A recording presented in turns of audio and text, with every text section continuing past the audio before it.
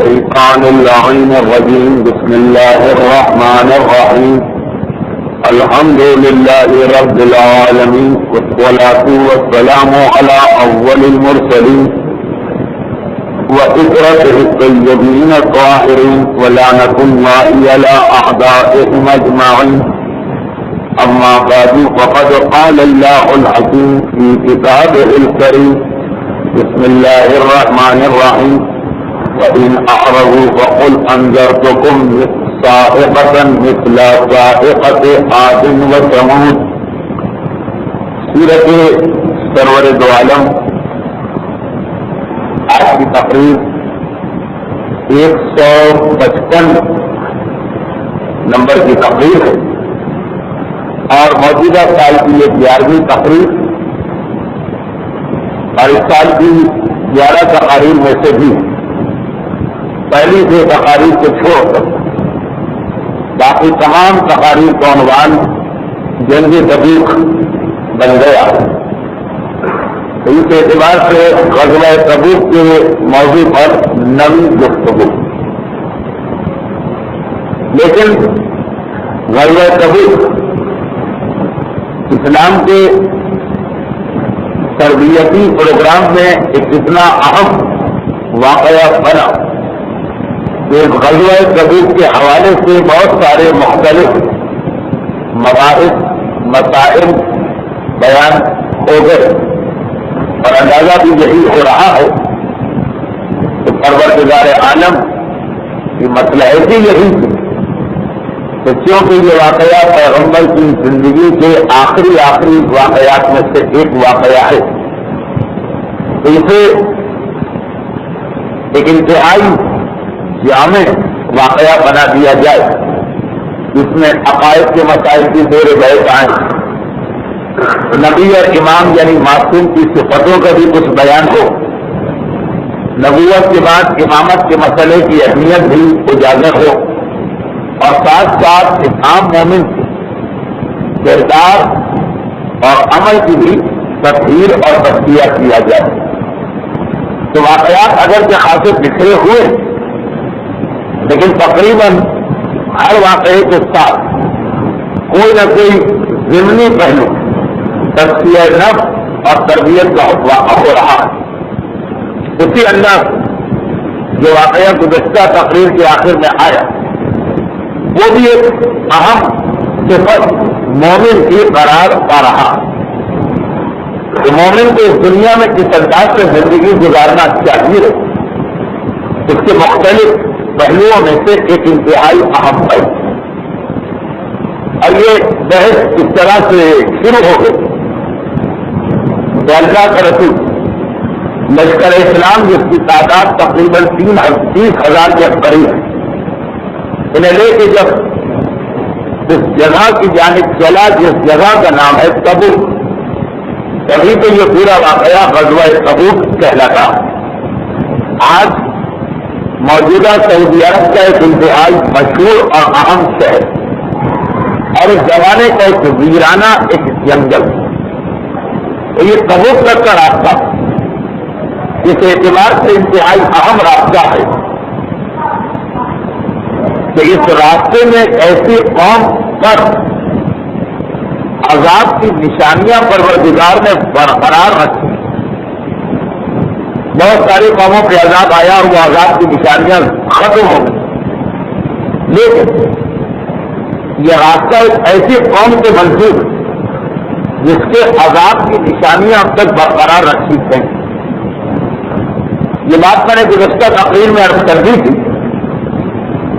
کہ قرآن نے جن 26 انبیاء کا تذکرہ کیا ہے ان میں سے 24 وہ ہیں کہ جن کا ذکر یا 23 وہ ہیں کہ جن کا ذکر تورات میں اور انجیل میں کہیں نہ کہیں مل جاتا ہے، اور 2 نبی ایسے ہیں جن کا ذکر ان کتابوں میں نہیں، اور 26ویں تو خیر خود ہمارے پیغمبر کی ذات ہے جن کے لیے اشارے تو ہے تورات اور انجیل میں، لیکن خود بائبل کے عالم اس چیز کا انکار کرتے ہیں. اب وہ جو 2 نبی جن کا تذکرہ عیسائی اور یہودیوں کی مقدس کتاب میں نہیں. وہ دونوں لوگ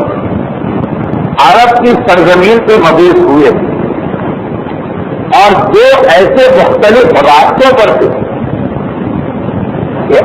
مکے کے رہنے والوں لامحالہ ان دونوں نشانیوں کو دیکھنا پڑتا. باقاعدہ یہ جو دو نبی ان کے حالات بائبل میں نہیں ہے، خاص عربستان کے رہنے والوں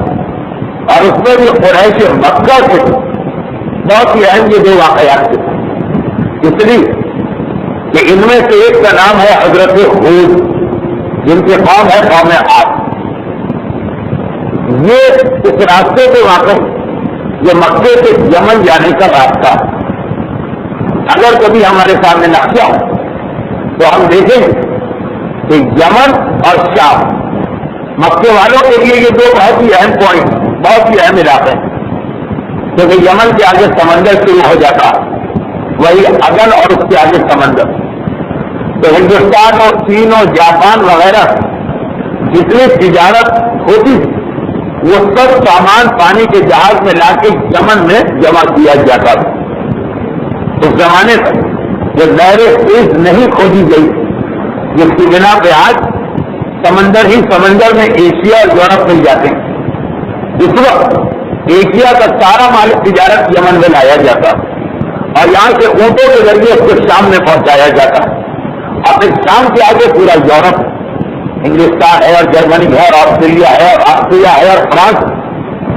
تو یہ دنیا کے دو بڑے علاقے یورپ اور ایشیا، ان کو ملانے والا علاقہ سعودی عرب کا تھا. ویسے سعودی عرب کہنا تو غلط ہے، حجاز. تو مکے والے ایک طرف یمن تک جاتے ہیں تاکہ وہاں ہندوستان اور جاپان اور چین کا سامان تجارت لے کے پھر دوسری طرف شام تک اس کو پہنچا. مکے سے یمن کے راستے میں قوم عاد کے آثار نظر آتے ہیں کہ یمن کے راستے میں قوم تھی. میں نے گزشتہ تقریر میں عرض کیا تھا کہ قوم عاد جس میں شداد گزرا اور شداد کی جنت کے حوالے سے وہ جو مشہور روایت کہ یمن میں ایک آدمی کا اونٹ کھو گیا تو وہ اپنے اونٹ کو ڈھونڈتے ہوئے اس علاقے میں نکل گیا جہاں پہ جنت شداد اس وقت تک موجود تھی. تو یہ جو قوم عاد حضرت ہود کی قوم، جو پہلے نبی ہے حضرت ہود کہ جن کے بارے میں بائبل خاموش، کوئی عرب کے اس راستے جو مکے سے یمن جاتا، اور دوسرے نبی جس کا تذکرہ بائبل میں نہیں، یہ وہ کہ جن کے قوم کے آثار مکے سے شام جانے کے راستے ہیں. مکہ بالکل درمیان، ایک طرف یمن، ایک طرف کیا خدا نے ایک قوم یہاں آزاد کیا، ایک قوم کو وہاں آزاد کی. تو قریش مکہ جو زمانے کے سب سے بڑے تاجر تھے وہ ان دونوں راستوں میں جاتے رہتے تھے. چنانچہ ان کو پتا کہ ان دو بڑی قوموں پر عذاب آ چکا. اور عجیب بات یہ کہ یہ دو قومیں جن پر عذاب آیا یہ اس زمانے کی ٹیکنالوجی کے اعتبار سے ان کا مقابلہ کوئی نہیں کر سکتا. چنانچہ قرآن جہاں ان دو قوموں کا تذکرہ کیا تو پورا فضل علم تر کیف فعل ربک بعاد ارم ذات العماد التي لم يخلق مثلها في البلاد وثمود الذين جابوا الصخر بالواد. ان دو کا تذکرہ کیا ہے، ان کی دو خصوصیات کو بیان کرتے ہوئے. کیا تم نے نہیں دیکھا کہ تمہارے پروردگار نے قوم عاد کے ساتھ کیا کیا؟ کون سے قوم عاد؟ ارم ذات العماد، جنہوں نے ارم کو بنایا. ارم التي لم يخلق مثلها في البلاد. اور ارم وہ قرآن کہہ رہا کہ آج تک ایسی کوئی چیز شہروں میں نہیں بنائی گئی. ارم یہ شداد کی جنت جو واقعات اتنی خوبصورت کہ بعض روایتوں میں اگر کہ وہ روایتیں نہ صرف یہ کہ صحیح بلکہ حد سے زیادہ صحیح، ان میں یہ جملہ آیا کہ پروردگار شداد کی جنت کو اٹھا اپنی جنت سے ملا دیا. اس لیے کہ قرآن نے تعریف جو کی ہے جنت التي لم يخلق مثلها في البلاد. شہروں میں آج تک اتنی خوبصورت کوئی چیز نہیں بنائی. یہ قوم عاد کی ٹیکنالوجی کی تعریف. وثمود الذين جابوا الصخر بالواد. اور یہ جو سمود کا تذکرہ شداد کی جنت تو آنکھوں سے غائب ہے. قوم سمود واقع آج بھی جب آدمی ان علاقوں میں جاتا تو عقل حیران رہ جاتی کہ لاکھوں سال پہلے ان لوگوں نے یہ چیزیں کیسے بنائی. قرآن کہتا ہے وہ سمود، اور یاد کرو قوم سمود الذین جابوا الصخر بالواد، انہوں نے صحراؤ پہاڑ کو کاٹ کاٹ کے عالیشان مکانات بنائے. اور یہ قوم سمود حضرت نوح سے بھی پہلے گزری. یہ دونوں انبیاء یہ بہت زیادہ مشابہت ہے. ایک سماج یہ بھی کہ یہ دو انبیاء ان انبیاء میں سے جو حضرت نوح سے بھی پہلے گزرے. بہت ہی کم ایسے نبی ہیں جو حضرت نوح سے پہلے گزرے. اکثر اپنی حضرت نوح کے بعد اولاد ابراہیم میں آئے. اور یہ دو نبی سب سے پہلے نبی ہیں کہ جن کی زبان عربی. کل 5 انبیاء کی زبان عربی. 1,34,000 میں سے 5 نبی ایسے جن کی زبان عربی ہے. اور ان کی ترتیب یہ ہے کہ پہلے نبی حضرت ہود، اور دوسرے حضرت صالح، اور تیسرے حضرت نوح، اور چوتھے حضرت شعیب. آخر جناب نوح کے نام کے بارے میں اختلاف. یہ حضرت نوح کا نام اس فہرست سے نکال کے جناب ہود، جناب صالح، جناب شعیب، جناب اسماعیل اور ہمارے رسول. صرف 5 نبی ایسے ہیں جن کی زبان عربی، ان میں سے 2 یہ نبی. اب جیسا کہ میں نے گزشتہ تقریر کے آخر میں بھی عرض کیا کہ سیرت رسول اور سمود کا اتنا زیادہ تفصیل کیوں آ رہا، وجہ یہی بتائی کہ پیغمبر کی امت خاص طور پر جس عذاب سے ڈرایا گیا، خاص نام لے. ویسے تو قرآن میں جتنے عذاب آئے کہ جناب نوح کی قوم پہ یہ عذاب، اور جناب شعیب کی قوم پہ یہ عذاب، اور جناب موسیٰ کی قوم پہ یہ عذاب، اور جناب ابراہیم کی قوم پہ یہ عذاب، ان سب کا تذکرہ یہ اشارہ کہ ہم نے گناہگاروں کو کتنے عذاب میں نازل کی. لیکن نام لے کر صرف 2 نبی آئے کہ ان کا نام لے کر کہا کہ اے امت رسول تو اگر نافرمانی کی تو تم پہ عذاب یا قوم عاد کا آئے گا یا قوم سمود کا آئے گا. اور یہ تذکرہ بھی اس سورے ہے جو قرآن کے 4 سوروں میں سے ایک ہے جن میں سجدہ واجب، سورہ حامیم سجدہ اعلان ہو رہا. ان اے رسول اگر پیغام اسلام سن کے بھی یہ لوگ منہ موڑ بخل ان سے کہہ دو تو اندر سے تم سائق، میں تمہیں ڈراتا ہوں اس بجلی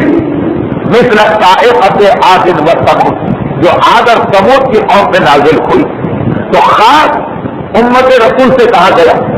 کہ تمہارے لیے جو عذاب اللہ نے رکھا وہ قوم عاد اور قوم ثمود سے ملتا ہوا عذاب. اور میں نے عرض کیا کہ روایتوں قوم سمود کے حوالے سے 3 جملے خصوصاً آ گئے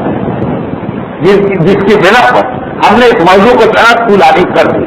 یہاں تک جب یہ تقریر مکمل ہو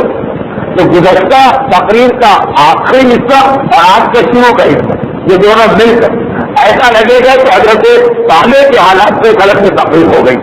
لیکن بہرحال اس کا بہت گہرا تعلق ہے سیرت رسول کے بعد واقعات سے. 3 اہم باتیں ہیں اس سلسلے میں جن میں سے جو سب سے پہلے پیش آئی وہ میں آخر میں بتاؤں، بلکہ شروع میں بتا دوں کہ جس وقت لشکر اسلام قوم سمود کے علاقے میں داخل ہوا، قوم سمود کا علاقہ ایسا کہ آج بھی جب دنیا اتنی ترقی کر گئی اور عالیشان عمارتیں بنا دی گئی، آج بھی اگر کوئی آدمی قوم سمود کے علاقے سے گزرے تو اس کی عقل حیران رہ جاتی. بڑے بڑے پہاڑ، ان پہاڑوں کو کاٹ کاٹ کر اس کے اندر باقاعدہ پورے مکانات بنائے گئے. خالی اگر آپ تصویر دیکھیں کہ کس طرح سے اس پہاڑ کو کاٹ کے اس میں دروازہ بنایا گیا، جیسا کہ میں نے کہا کہ یہ حضرت نوح سے بھی پہلے کی بات ہے. احرام مصر اور مصر کی جو عمارتیں ہیں پیرامائٹ، ان کو دیکھ کے آج کی دنیا حیران ہے. جبکہ جناب موسیٰ کا زمانہ بہت بعد کا زمانہ، جناب نوح آئے، ان کے طویل عرصے بعد حضرت ابراہیم آئے، حضرت ابراہیم کی اولاد سے جا کے کہیں جناب موسیٰ آئے، لیکن کئی پشتوں کے بعد. اس کے باوجود وہ احرام مصر کی انجینئرنگ آج لوگوں کو حیران کر دیتی. اور قوم سمود موسیٰ سے پہلے، ابراہیم سے پہلے، نوح سے پہلے کی بات، واقعا آدمی حیران ہو جاتا. پہلے تو اسی پہاڑ کے اندر باقاعدہ دروازے بنا، اور پھر اس دروازے کو بنا کر اس کے اندر مختلف کمرے بنا پورے پہاڑ کے اندر بنے ہوئے مکانات موجود. ہندوستان، جنوبی ہندوستان،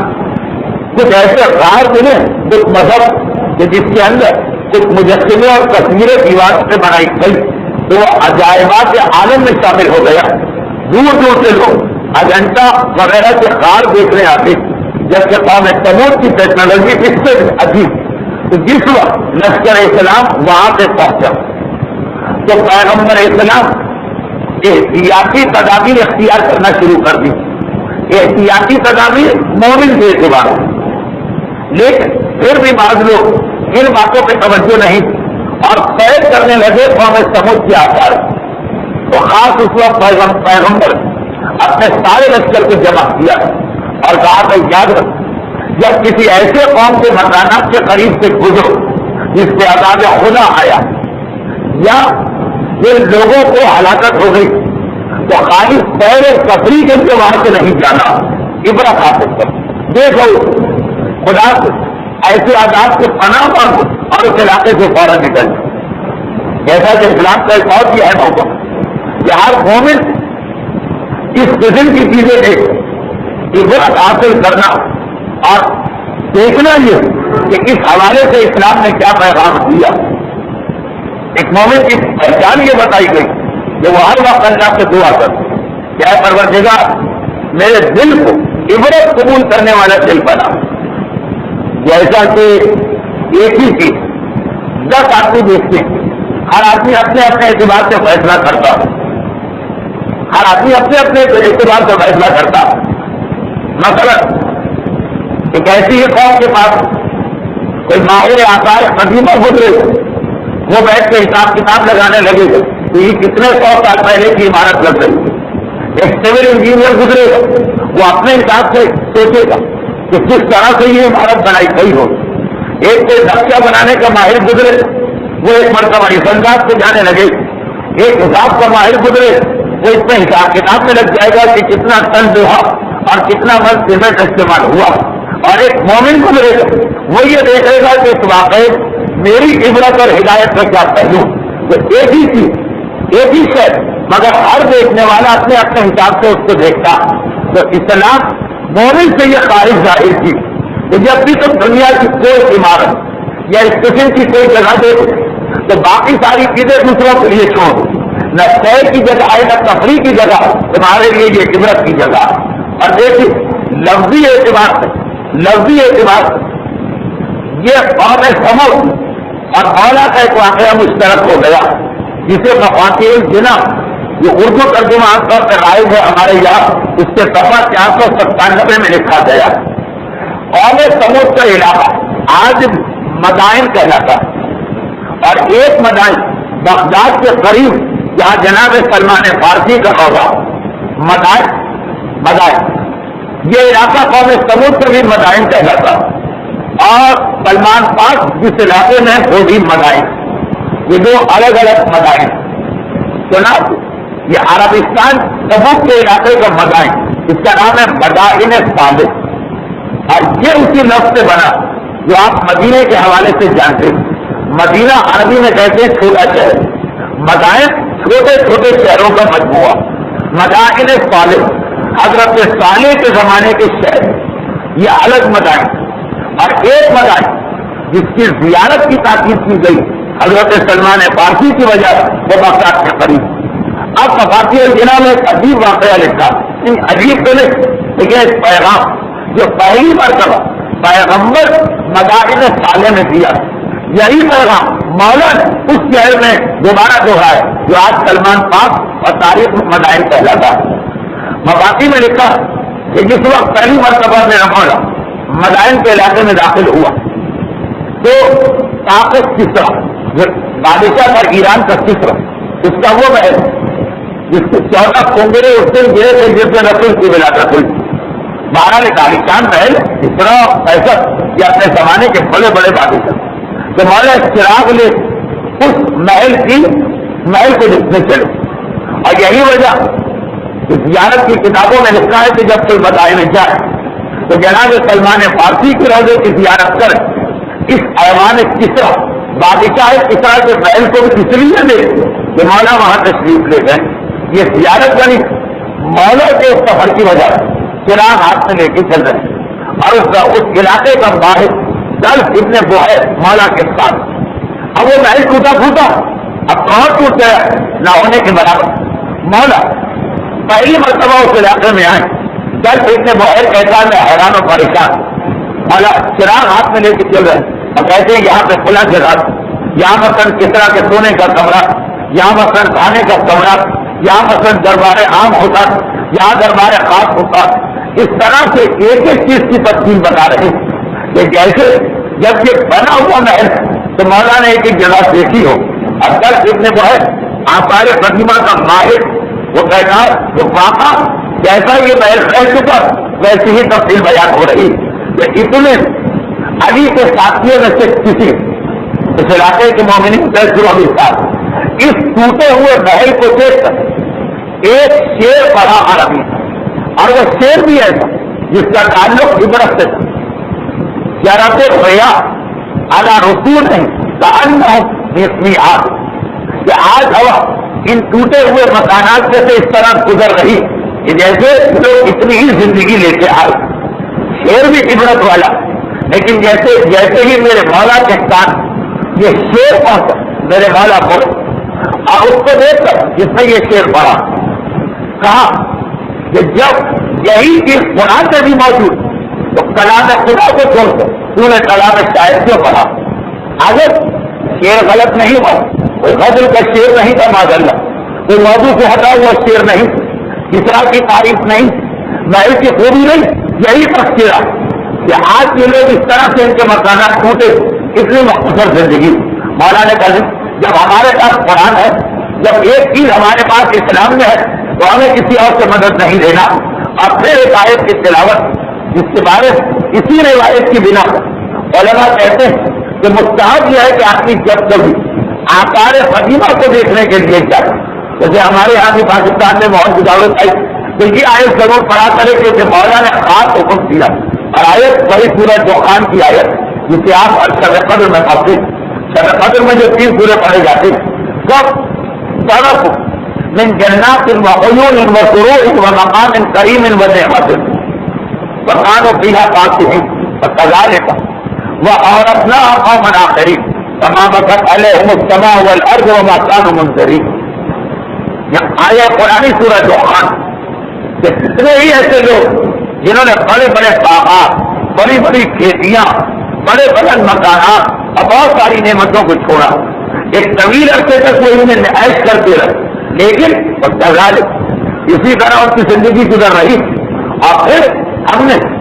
کان قوم کیا ہمارے تھی ایک اور قوم لا کے ان کا وارث بنا دیا. بما فقط علیہم السماء, اور ان لوگوں کا انجام اتنا برا ہو کہ زمین و آسمان کوئی بھی ان پہ نہیں رویا. وما كانوا منذرین, اور اللہ نے ان کو ایک لمحے کی مہلت نہیں. یہ آیت یاد کر ہر اس جگہ پہ پڑھنا کہ جہاں پہ کوئی پرانی عمارت, کوئی پرانا شہر, کوئی ٹوٹی ہوئی بستی, کوئی کھنڈر نظر آئے, اور اس کے فوراً بعد میرے مولا نے وہ حدیث ارشاد فرمائی کہ جس نے یہ بتا دیا کہ ایسے مقامات سے آدمی جائے تو یہ سیر و تفریح اور خالی خوش گزرانی نہ وہاں سے بھی عبرت نصیحت لے کے آئے. میرے مولا نے اس کے بعد کہا انہا اولئک وارثین واصبحوا موروثین, یہ سب کے سب لوگ ایک زمانے میں وارث ہوئے, یعنی اپنے سے بزرگوں سے, اپنے بڑوں سے انہوں نے یہ ساری جائیداد لی, مگر ایک صبح کو اٹھے تو یہ سب موڑی سے چکے, یعنی ان کے وارث بن کے کوئی اور آ گئے. اور پھر میرا مولا کہتا لا یذکر اللہ بالنعمۃ وطلبوا دنیاہم بالمعصیہ,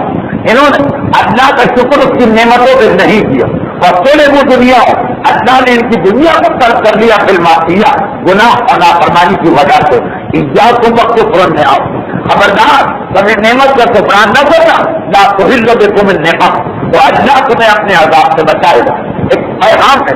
مدائن نوشیروان, مدائن کسرا صفحہ 497, مفاتیح الجنان کا اردو ترجمہ جو عام طور پر رائج مولانا شیخ اختر رفعت صاحب قبلہ کا امامیہ کتب خانے کا شاید شدہ. خیر اب یہ میرے مولا کا پیغام آیت کی تلاوت کی اور فوراً کیا چلائے کہ اللہ تعالیٰ کسی بستی میں صرف ایک وجہ سے آتا جب وہ اس کی نعمتوں کا فقران کرتے تم اس نعمتوں کا کفران نہ کرنا، نہ تمہیں نقم، اللہ تمہیں اپنے عذاب سے بچا لے گا۔ یہ پیغام یہ ایسی جگہ،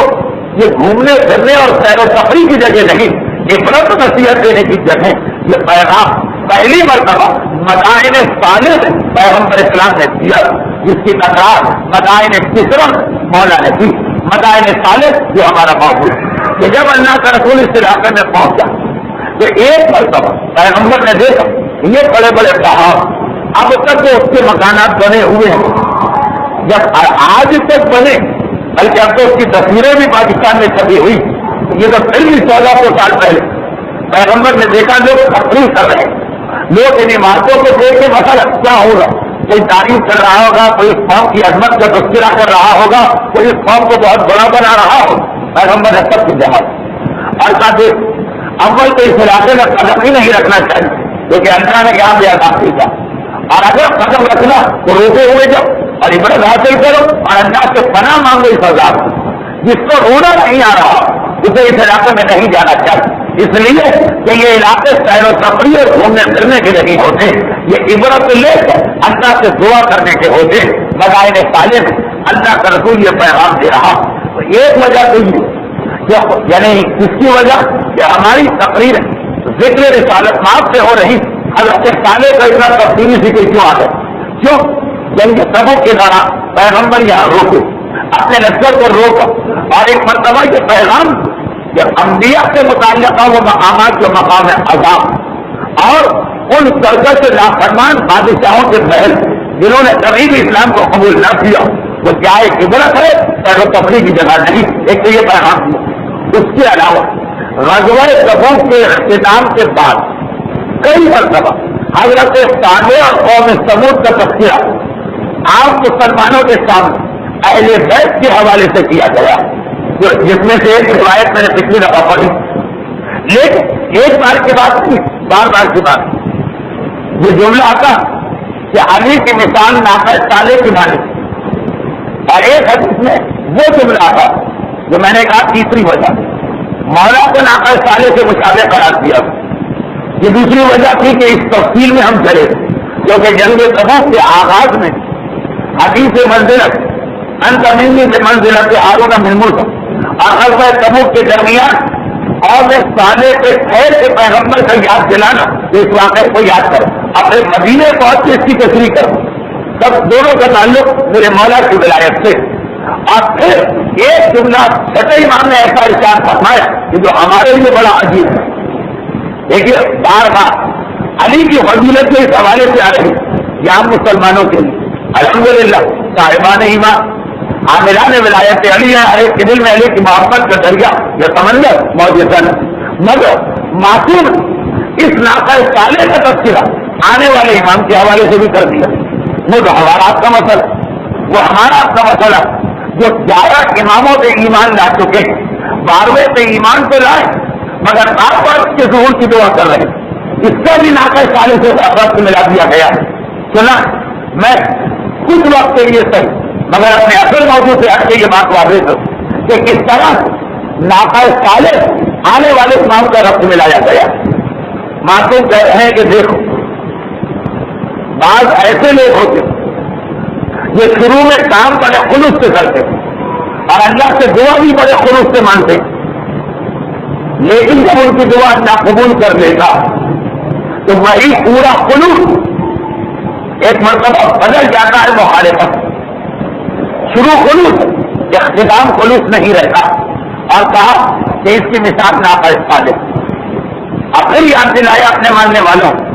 کہ کہیں آخری امام کے ساتھ تمہارا سلوک بھی ایسا نہ ہو۔ تو یہ ناقہ صالح عجیب مثال بن رہی جس کا تذکرہ پہلے امام کے حوالے سے عام مسلمانوں سے ہوا اور آخری امام کے حوالے سے صاحبان ایمان سے ہوا، اور یہ دونوں تفصیل شروع اس وقت جب رسول جنگ تبوک میں بیان کر رہے تھے اور لوگوں کو گھومتے دیکھا اس وقت کا یاد رکھو اس جگہ مدینے جا کے علی کے حوالے سے بات واضح، ناقہ صالح کے بارے میں چند جملے سننے جا کے بات واضح ہو، اور اختصار کے ساتھ یہ ناقہ صالح جس کو قرآن نے آیت اللہ کا لقب دیا۔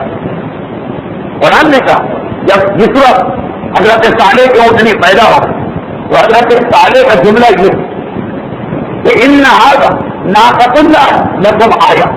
یہ اللہ نے وہ اونٹنی بھیجی جسے اپنی آیت بنایا، آیت اللہ، یہ ناقہ صالح کے لیے لفظ قرآن میں آیا۔ اور آپ کو معلوم کہ معصومین نے اپنے لیے بھی کہا ہم آیات اللہ، ہم اللہ کی نشانیاں، اور وہی لفظ جو قرآن میں اونٹنی کے لیے معصوم اپنے لیے استعمال کر رہے ہیں، چھوٹا سا اس کا تاریخی پس منظر۔ اور وہ کہ جناب صالح کی قوم جب ان پر خلوص سے دل سے ایمان لے آئی، یہ یاد رکھیے بہت طویل عمر ہے انبیاء، 120 سال کی عمر لکھی جاتی ہے جناب صالح، یعنی قوم میں کئی قصے گزر گئے۔ پہلے تو حضرت صالح کو بہت لمبے عرصے تبلیغ کرنا پڑا اور پھر آخر میں یہ قوم ایمان لے آئی، لیکن ایمان لانے کے بعد اب اتنا ان کو مذہب کا شوق ہوا کہا کہ اے ہمارے نبی، اب ایمان لے آنے کے بہت ہمارا دل چاہتا کہ اللہ کی کوئی نشانی ہمیں دے تاکہ ہم اس کی زیادہ عزت اور اس کا احترام کریں۔ منع کیا جناب صالح، نہیں تم اپنی بات کو نبھا نہیں پاؤ، تم اپنی بات سے عمل نہیں کر پاؤ۔ قرآن کریم پیغمبر کے حوالے سے کئی آیتیں جن کو ان لوگوں نے استعمال کیا جو شان رسالت اور امامت کو نہیں مانتے، وہ آیتیں کیا کہ رسول کہتے ہیں کہ میں معجزے نہیں دکھاتا ہوں۔ اب کئی آیتیں اگر مرحوم آیت اللہ خود اپنی تفسیر البیان میں اس سے تفصیلی بحث کی اور اتنی تفصیلی بحث کی کہ اس حصے کو فلسفہ معجزے کے نام سے الگ سے جانا گیا، وہ آیتوں کو کیا مطلب جس میں رسول کہتے ہیں کہ میں معجزے نہیں دکھاتا ہوں؟ وضاحت، کیا رسول نے معجزے نہیں دکھائے؟ جبکہ قرآن کہہ رہا ہے کہ رسول کہتے ہیں میں معجزے نہیں دکھاتا ہوں، تو اس کا مطلب جتنے معجزے تاریخ میں آئے ہیں سب جھوٹے ہیں، یہ وہ لوگ کہہ رہے ہیں۔ ایسے قرآن سے زیادہ سچا تو کوئی نہیں، ہم تاریخ جھٹلا سکتے ہیں، یہ علماء نے لکھی، قرآن تو اللہ کا کلام، قرآن میں ایک بھی نہیں دو بھی نہیں مسلسل آیت ہے کہ میں معجزے نہیں دکھاتا ہوں۔ البتہ ایک وہ آیت آئی ہے بنی اسرائیل جس میں وجہ بتا دی گئی ہے کہ رسول کیوں معجزے نہیں دکھاتے، اور تذکرہ ہے حضرت صالح کی اٹھتی، لیکن کتنا عام بات بن گیا قوم سمود۔ صرف ایک آیت، 5 آیت آئی ہے رسول کہہ رہے میں معجزے نہیں دکھاتا،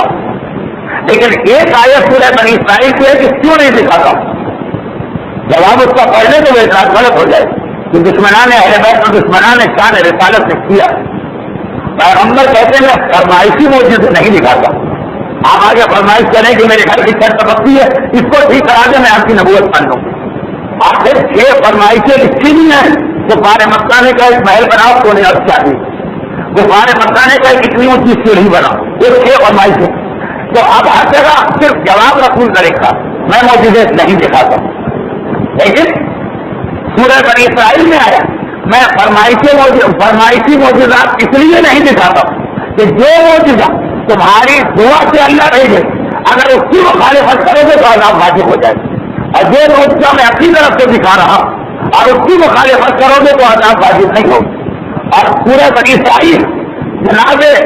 صالح کی اٹھنی کا تذکرہ کہ دیکھو یہ قرآن کی آیت ہے، میں وقت کی کمی کی وجہ سے صرف مفہوم پڑھ رہا کہ دیکھو قوم سمود نے فرمائش کر کے اونٹنی کو مانگا، جناب جب اس کی توہین کی فوراً ان کے اوپر عذاب آ گئے۔ میں اس لیے فرمائشی معجزے نہیں دکھا رہا کہ کہیں تم حقدار عذاب نہ بن جاؤ، پورا قرآن۔ پھر تذکرہ وہی حضرت صالح کا، تو آپ دیکھ لی ایک اس میں اہم بات، ویسے تو ہر بات اہم، لیکن جیسا کہ میں نے کہا آخری امام کے حوالے فرما رہے ہیں صادق آل محمد امام جعفر صادق علیہ السلام۔ دیکھو سنو، جناب صالح کے قوم جو ایمان لیا وہ ایک الگ مرحلہ کہ کتنی مشکل سے یہ قوم ایمان لائی، لیکن چونکہ میرا موضوع سیرت انبیاء نہیں، بلکہ ارادہ کہ اس سیرت کے بعد ایک سرسری صحیح لیکن جائزہ لیا جائے گا سیرت انبیاء۔ پھر جب ایمان لیا اب ان میں شوق بہت، اب ان میں جوش بہت، اب وہ چاہتے ہیں کہ اللہ ان کے لیے کوئی ایسی نشانی دے جو اپنی ساری عقیدت کا اظہار اس سے کرے۔ حضرت صالح نے منع کیا، دیکھو خود فرمائش کر کے کوئی معجزہ طلب نہ کرو، بہت اگر دل چاہتا تو اللہ پہ چھوڑ دو کہ اللہ کی کوئی نشانی دے، نہیں انہوں نے پوری تفصیل بتائی کہ ہمیں اونٹنی چاہیے جو صرف بالوں والی اور وہ عاملہ بھی ہو لیکن عمل اس کا پورا نہ ہو۔ سنا کہ بار بار ان کی بات رد کرنے کے بعد جب حضرت صالح نے دیکھا کہ اب اگر ان کی بات رد کر دی تو یہ سمجھیں گے کہ شاید نبی میں یہ طاقت ہی نہیں، اور نبی اگر غلط ہے تو اللہ بھی نہیں ہے جس نے نبی بھیجا. تو حضرت صالح نے کہا اچھا تم کہتے تو میں تمہاری خواہش کو پورا کرتا ہوں. اور یہ اس پہاڑ کے قریب جو آج بھی اس عربستان کے صحرا میں وہاں واقع جہاں مدائن صالح نام کی بستی، اب اس کا نام ام القریٰ ہے. پرانا نام اس کا ہجر تھا، درمیانی نام مدائن صالح کا، آج کل اس کا نام ام القریٰ اعلیٰ بن گیا. اعلیٰ شہر وہ آج بھی وہ پہاڑ صاف لگ رہا ہے کہ یہ حضرت صالح گئے، اللہ کا نام لے کے آواز کی پہاڑی ٹوٹی، وہ اونٹنی حاملہ ہو کے باہر آئی. بڑے کچھ لوگ عید منائی جا رہے اور اسی میں کسی نے فرمائش کو بڑھا دیا کہ یا نبی اللہ کتنا ہی اچھا کہ اسی وقت اس کا بچہ بھی پیدا ہو جائے، جبکہ پہلے خواہش آئی تھی کہ حاملہ ایسی ہو کہ بچے کی ولادت میں طویل وقت باقی کریں، اب اس وقت بچہ پیدا ہو جائے. صرف بالے والی اونٹنی کے یہاں جو چھوٹے موٹی کر سکتی وہاں سے عمل بھی ہو گئے. یہ یاد ہے یہ اونٹنی ان چند چیزوں میں مانی گئی روایت معصوم جو بغیر باپ اور ماں کے پیدا ہو. سوارے کے وہ کون سے جاندار تھی اور بغیر باپ اور ماں کے، تو جہاں آدم کا تذکرہ ہے، جناب حوا کا تذکرہ ہے، عصائے موسیٰ کا تذکرہ ہے، حضرت عیسیٰ نے جو چمگادڑ بنائی تھی مٹی سے اس کا تذکرہ ہے، اور اس کے ساتھ اس مینڈے کا تذکرہ جو حضرت اسماعیل کے بدلے اس وقت آیا، اور اسی میں ناقہ صالح کا تذکرہ جو پہاڑ سے پیدا ہوا ایسا جاندار کے نقاب تباہ، لیکن فض حمل ہو گئے. اب اس کے بعد یہ اونٹنی اس علاقے میں گھومنے لگی. ایک شرط شروع سے لگائی گئی کہ سارے علاقے کا پانی ایک دن تمہیں ملے گا، ایک دنوں کی دی جائے گی، اور سب دنوں جان سے خراب ہے. اب اس کے بعد بہت اہم ہوتا جب یہ اونٹنی اس علاقے میں گھومنے لگے اور پورے علاقے کا پانی ایک دن کے پیچھے، اس دن کسی کو پانی کا خطرہ نہیں ملتا، اور اگلے ان لوگوں کے لیے پانی کا دے اس دن اونٹنی ایک خطرہ نہیں پیتی. لیکن جس دن اونٹنی پانی پی جاتی اس دن وہ اتنا دودھ بھی دیتی ہے کہ ساری قوم کے لیے کافی ہو جاتا. جب روایت کی کہ حضرت صالح تھوڑے دن تک تو قوم کی عقیدت کو دیکھ پھر کہا دیکھ میں انجام دیکھ رہا ہوں، تم ہی میں کچھ ایسے پیدا ہوں گے جو اس اونٹنی کو شہید کریں. اب دیکھیے جذبہ جیسے ہی یہ سنا لوگوں نے کہا ہمیں اولاد ہی نہیں چاہیے تو آگے چل کے اس کو شہید کریں. سنا کہ جس سے یہاں اولاد ہوتی تھی وہ غلط ان سے ہلاک کر دیتا. حضرت صالح کے پاس آئے بغیر 9 بچے، جب پرانے زمانے میں آبادیاں تو اتنی نہیں تھی، اس قوم میں 9 بچے جو پیدا ہوئے، چھوٹی چھوٹی بستیاں، چھوٹی چھوٹی آج بھی جو چھوٹے چھوٹے گاؤں، وہاں مہینے 2 مہینے کے بعد کوئی ولادت ہوتی 1400 سال پہلے کا، تو 9 سے پہلے بچے پیدا ہوئے ایک گھر میں، 3 مہینے بعد کہیں اور 4 مہینے بعد. سب کے والدین نے اپنی اولاد کو یہ کہہ کے بات دی کہ ہمیں وہ اولاد ہی نہیں چاہیے جو دشمن ہے آیت خدا، جو خدا کی نشانی کی دشمن نہ، لیکن جذبے کی شدت ہے. لیکن پھر آپ 10واں بچہ پیدا ہو اور اس شخص کو بڑے طویل عرصے سے اولاد کی تمنا تھی، بہت سے بےچین اور خرابدار.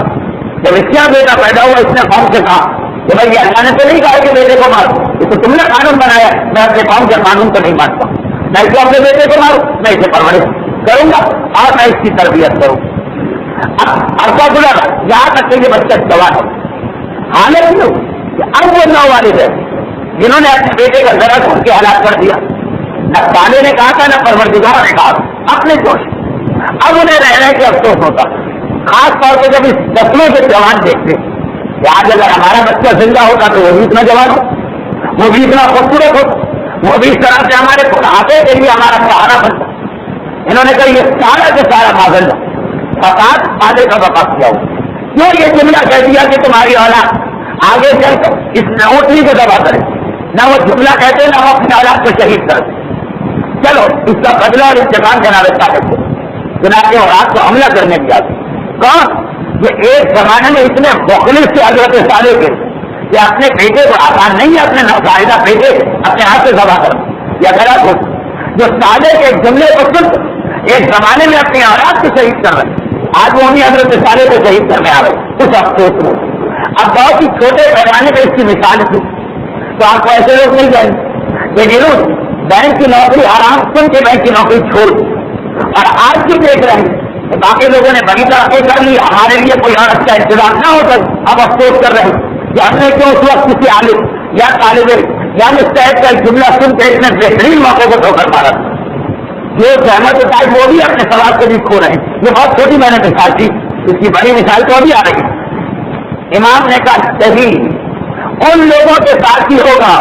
جو آخری امام کے ظہور کی دعا کرو. اب یہ روایت ہم سے بن کہ پہلے سے بڑی عقیدت سے دعا کر کے امام کو بلوائیں, اور اس کے بعد یہی امام ان دعا کرنے والوں کے لیے ان کی آنکھوں میں خار بن کے بھٹکنے لگے. اب اسی امام سے انہیں لوگوں کو حسد پیدا ہو, لیکن یہ نہیں کہا کہ صرف انہیں لوگوں, باقی تو نہیں امام کے دشمن, لیکن وہ لوگ بھی جو پہلے امام کے لیے اتنے مخلص ہیں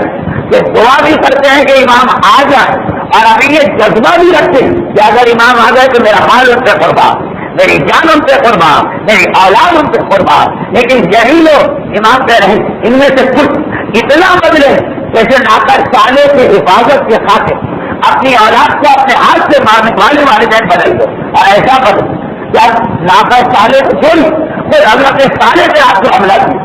اور جبرائیل نے اس پہاڑ گرا کے ان کو ہلاک کر دیا. لیکن امام نے کہا کہ یہ ناقہ صالح کا وجود اسی طرح سے ایک نشانی بنے ہمارے ان ماننے والوں کے لیے جو آخری حجت کے انتظار میں بیٹھے ہیں کہ پہلے خدا کر کے ظاہر کروائے اور پھر کسی کے دشمن بن جائے.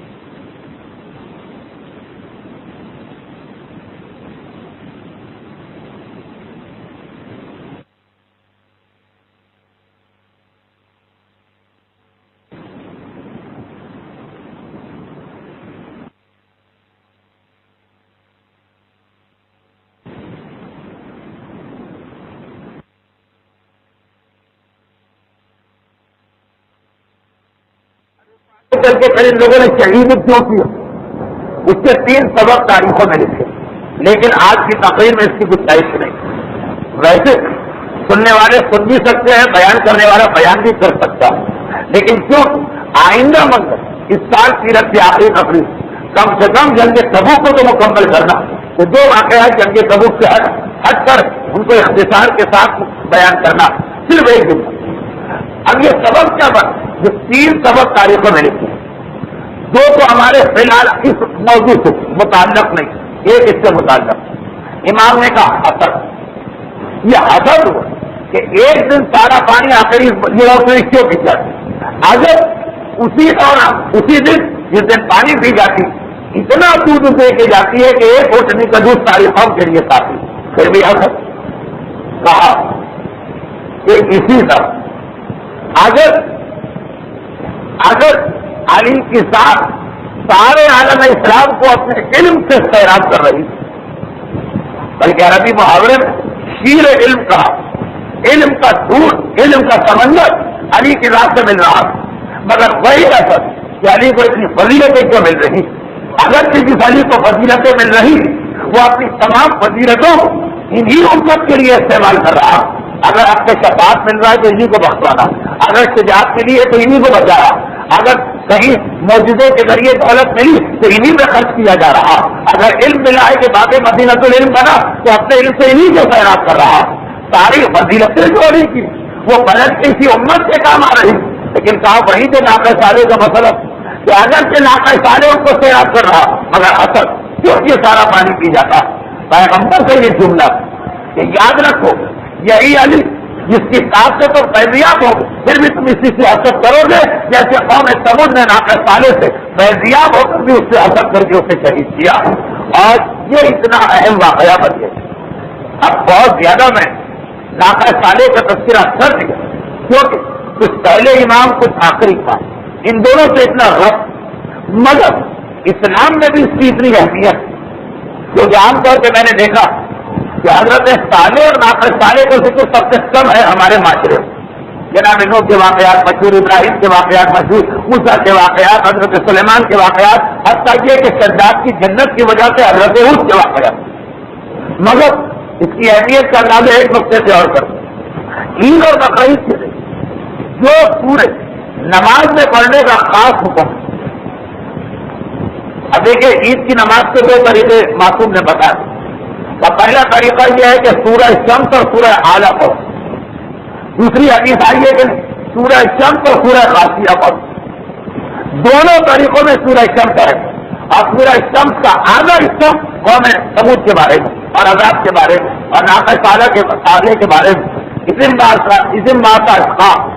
یاد رکھو وہ وقت بدترین انسان قوم سمود میں کھڑا ہو، وہ سارا تذکرہ کذبت ثمود بالطغوا، سمود نے جھٹلایا اپنی نافرمانی۔ یاد رکھ کہ اگر سورہ شمس میں تذکرہ سمود نہ ہو تو شاید اتنا بھی حضرت صالح اور قوم سمود کا ہمارے یہاں ذکر نہ ہو۔ عید کی نماز، اچھا عید کا دن کیا، اس دن جو لوگ عذاب کی کوئی بات سننے کو تیار نہیں، وہ لوگ بھی تو عام دنوں میں عذاب کی باتیں سن لیتے، ورنہ تو اوپر عام دنوں ہی میں کون لوگ تیار ہوتے، لیکن تو تھوڑے بہت تیار ہوتے۔ جیسے عید و بقرعید کا دن تو خوشی کا دن ملا، اس میں تو ہمیں خوش ہونے دی، اور اللہ نے بھی کہا ٹھیک کسی اور سے کیوں سنو عذاب کا ذکر، ہم لیکن کر دیتے ہیں عذاب کا، تو نہ پورا شخص اس نماز میں رکھ دیا جو بے شک خیبر امام نے سننا، مگر ہمارے معاشرے میں وہ نماز واجب سے بھی زیادہ اہم، سال میں کوئی نماز نہیں پڑھتا اس کی نماز پڑھنے آ جاتا اور اسے سنایا جا رہا ہے عذاب کا تذکرہ، آدھا سورہ شمس عذاب کا تذکرہ، کہ اگر وہ اس طریقے نماز کو چھوڑ کے اس طریقے نماز میں چلا گیا تو یہاں بھی سورہ شمس ہے وہاں بھی سورہ شمس ہے، اس کی اہمیت ہے سال میں ہمیشہ، اور خوشی کے اس موقع پر جس کے بارے میں خدا کو معلوم ہے کہ سارا سال سوائے نماز جنازہ کے کوئی نماز نہ پڑھنے والا آ جا کے ضرور نماز پڑھے گا، اور اس کو ساری فطار کی رات یاد آئی۔ یہ نا ایسے لوگ زیادہ تڑپتے، چاند ہوا چاند نہیں ہوا، زیادہ بے چین کون لوگ جنہوں نے زندگی میں پورے سال نہ کبھی نماز پڑھی نہ شاید کوئی روزہ رکھا نہ کوئی چاند دیکھا، لیکن آج ان کو شریعت کی اور فقہ کی اور امام کی اتنی اہمیت ہو جاتی کہ یہ مجتہد ایسا کیوں مجتہد ویسا کیوں، خیر چھوڑیے میں کہاں سے کہاں جا رہا ہوں۔ تو پہلی مرتبہ قوم سمود کا باقاعدہ ایسا کارو اگرچہ قرآن میں 26 مقامات کے قوم سمود کا تذکرہ، 26 مقامات، مگر ایسا کہا غزوہ تبوک کے درمیان کہ پیغمبر جب دیکھا کہ ہم اس علاقے میں پہنچے اور ایسے بڑے بڑے پہاڑ، اگر کوئی ایسی کتاب آپ کو مل جائے جو حج اور عمرے کے موضوع پہ تصویر چھاپی گئی، یہ ساری تصویریں آپ کو ملیں، تو جب دیکھا کہ لوگ گھوم رہے تو پہلے ان کو جمع اور جمع کرنے کے بعد پھر یہ بتایا کہ یہ وہ مقامات یہاں پہ اللہ کا عذاب نازل ہوا، یہاں بڑی شخص جائے تو روک نہیں جا سکتا اور عبرت حاصل کر کے اللہ سے پناہ کی دعا مانگ سکتا، اور جسے رونا نہیں آ رہا، یعنی جو عبرت حاصل نہیں کر پا رہا وہ اس علاقے میں قدم نہیں کر تیزی کے ساتھ یہاں سے گزر گیا۔ اور اسی دوران اب پیغمبر توجہ بھی ان لوگوں پر، اسی دوران پیغمبر کو اطلاع ملی کہ کیوں ایک لمبے سفر کے بعد پانی پہلی مرتبہ یہاں نظر آئے، اس علاقے میں پانی، آپ گزشتہ تقاریب کے تسلسل کو ذہن میں رکھیے، پانی کی قلت لشکر اسلام میں شروع سے چلی آ رہی، تو ایک معجزہ ہوا، اس کے بعد پھر پانی کا مسئلہ یہاں نظر آئے کہ لوگوں کے پاس پانی آ گیا، سنا کے لوگوں نے جلدی جلدی اپنی ضروریات پورا، پیغمبر نے فوری طور پہ دوسرا اعلان کروا دیا، اور لشکر اسلام جب چلتا تو اس میں کچھ لوگوں کی ڈیوٹی ہوتی ہے منادی، جب کوئی اعلان ہے تو یہ اعلان سب تک پہنچا، یہ وہ لوگ ہیں جن کی آوازیں سب بلند ہوتی، فوراً پیغمبر نے اعلان کروا دیا یا خبردار یہ مقام عذاب، کوئی شخص یہاں سے نہ پانی پینے کے لیے لے نہ پانی وضو کے لیے، پینا تو پینا وضو جس میں خارجی استعمال ایکسٹرنل یوز، اس کے لیے بھی نہ لے۔ صحابی سوال کرتے کہ میں اپنے گروپ کا میزبان تھا، یعنی خدمت گزار، اب 30,000 کا لشکر ہے، 10 20 25 آدمیوں چھوٹے چھوٹے گروپ بنا لیں، اور یہ طے کیا ہے کہ فلاں آدمی سواریاں دیکھے گا، فلاں آدمی چارے کا انتظام کرے گا، فلاں آدمی کھانے کا انتظام کرے گا، تو کہتے ہیں کہ میں اپنے چھوٹے سے گروپ کا انچارج کے ساتھ کھانے کے بارے میں، تو جیسے ہی ہم لوگ یہاں پہنچے تو باقی لوگ تو اپنے اپنے کاموں میں لگ گئے، اور جس کے سپر جانور ہیں وہ ان کو دیکھنے لگے، جس کے سپر باقی ساتھیوں کا سامان ہے وہ ان کو دیکھنے لگے، میں تو جلدی سے دوڑ کے گیا، پانی لائے اور پانی سے میں نے آٹا گوند، جیسے ہی آٹا گوند سے بیٹھا تھا ادھر پیغمبر کا اعلان آ گیا کہ خبردار نہ کوئی یہاں کے پانی کو استعمال کر، نہ کوئی یہاں کے پانی سے وضو کر، میں تو آٹا گوند چکا اور سفر میں، اور آپ نے اگر پچھلی تقریر کو سنا تو یہ بھی آپ کے ذہن میں ہوگا کہ اس پورے سفر میں کھانے پینے کے کتنے قلت، اب یہ آٹا جو گوندا دل نہیں جا رہا اس کو پھینکنے، میں گیا رسول کے پاس اور کہا اللہ کے رسول میں آٹا گوند ہی چکا ہوں، تب آپ کا اعلان میرے پاس آیا، میری کیا ذمہ داری، بھائی آپ نے جانوروں کو کھلا دو، خبردار کہ انسان اس کو نہ کھانے پائے کیونکہ یہ مقام ہے خطا، خصوصی حکم دیا پیغمبر، اب پیاسے ہیں اور پانی لیکن نہیں پی رہے، اس لیے کہ پیغمبر نے روکا ہوا، اور کہا پھر تیسرا حکم، یہ تیسرا حکم ہے کہ جلدی سے اپنے منہ کو کپڑے سے لپیٹ کے یہاں سے نکل جائے، چنانچہ اپنے لوگ اترنے کی تیاریاں کر رہے ہیں، یعنی اترنے سے مقصد لوگ خود اتر چکے ہوں، کچھ سامان ابھی اونٹوں پر، اور جیسا آپ نے اب تک کی تقاریر سے سنا ہو کہ کثیر تعداد تو پیدل چلتی، ایک اونٹ پہ 10 آدمی شیئر کرتے، یعنی 9 پیدل چلتے تھے، ایک اونٹ پہ بیٹھا ہوتا، پیغمبر نے کہا روکو نہیں، تیزی سے چلو، وہ بھی عام حالت میں نہیں بلکہ اپنے چہرے خصوصاً ناک اور منہ کو کپڑے سے بند کریں، اس سارا قافلہ بھاگنے لگے، البتہ اس علاقے کے آخر فج الناقہ، آج بھی یہ فج الناقہ موجود، یہ کیا پہ آخر ایک کنواں جس کی مندیش کو حوض نما بنایا گیا، یعنی کنویں کے چاروں طرف ایک حوض بنایا گیا، پیغمبر اسلام نے کہا کہ اگر پانی پینا تو یہاں سے پانی پینا، یہاں رکنا نہیں، یہاں سے تیزی سے نکلنا، لیکن دیکھا کہ بہت سے لوگوں نے پانی بھرا تھا، وہ پانی رکوایا گیا، بہت سے لوگوں نے وضو کیا تھا، وہ وضو کو دوبارہ انجام دینا، تو پانی کا مسئلہ پیغمبر نے کہا یہ فج الناقہ، یہ آخری کنواں جس کی مونڈیر خاص حوض نما بنی، اگر کسی کو پانی پینا ہے تو یہاں سے پی، یادوں کا رشتہ خود پر، مگر کسی نے جا کے کہا لا کے رسول آخر اس علاقے کے سارے کنویں سے آپ نے پابندی لگا اور یہاں سے پانی پینے کا حکم دیا، کہا کیا یہ خاص وہ کنواں جہاں سے حضرت صالح کی اونٹنی آ کے پانی پیا کرتی، یہ خاص اس کا کنواں بطور اعجاز، وہ سارا پانی ایک دن پی تھی، لیکن اس کے لیے جو پروردگار نے کنواں خاص پیدا کیا وہ یہ باقی تو لوگوں کا امتحان تھا، خاص یہ برکت اور رحمت والا، اس سے پانی کو استعمال کرو، لیکن جتنا جلدی یہاں سے نکل گئے۔ اب ایک کنویں کی اجازت ملی، جلدی جلدی لوگوں نے پانی بھرا اور آگے نکلی، شام ہو گئی۔ اب تو یہاں ٹھہرنا ضروری، جیسا کہ آپ نے تقریر کے شروع میں سنا، اگر سنا کہ یہ علاقہ کہلاتا ہے مدائن صالح، یعنی یہ حضرت صالح کے زمانے میں یہاں چھوٹے چھوٹے شہر،